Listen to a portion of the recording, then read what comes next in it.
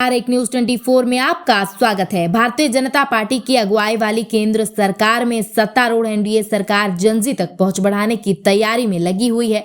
खबर मिल रही है कि सरकार ने केंद्रीय मंत्रियों को शिक्षण संस्थानों में पहुंचकर मुलाकात करने का जिम्मा भी दिया है। युवा पीढ़ी यानी जनजी तक अपनी पहुंच बनाने और पैठ बढ़ाने के एक बड़े प्रयास के तहत नरेंद्र मोदी सरकार प्रतिदिन एक केंद्रीय मंत्री को एक विश्वविद्यालय भेजने की योजना बना रही है। इस पहल का उद्देश्य युवाओं से सीधे संवाद करना, उनकी चिंताओं पर चर्चा करना और देश के समक्ष मौजूद विभिन्न मुद्दों पर उनके दृष्टिकोण को बेहतर ढंग से समझना है। ये पहल दिल्ली के जंतर मंतर सहित देश के अन्य हिस्सों में नीट पेपर लीक मामले को लेकर छात्रों के विरोध प्रदर्शन की पृष्ठभूमि में सामने आई है। सूत्रों ने पीटीआई भाषा को बताया कि एक दिन एक विश्वविद्यालय कार्यक्रम के तहत एक केंद्रीय मंत्री को एक विश्वविद्यालय का दौरा करने की जिम्मेदारी भी दी जाएगी।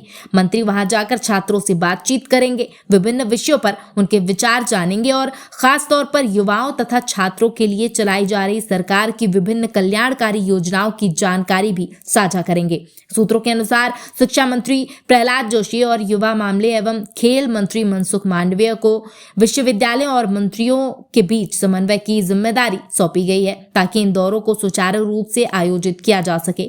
सूत्रों ने बताया कि प्रधानमंत्री नरेंद्र मोदी की अध्यक्षता में बुधवार को हुई केंद्रीय मंत्रिमंडल की बैठक में इस प्रस्तावित पहल पर खास चर्चा हुई। विश्वविद्यालय अनुदान आयोग यानी यूजीसी के अनुसार देश में करीब 1300 विश्वविद्यालय हैं। इनमें 57 केंद्रीय विश्वविद्यालय हैं और 522 राज्य विश्वविद्यालय शामिल हैं, जबकि अन्य विश्वविद्यालय डीम्ड या निजी श्रेणी के हैं।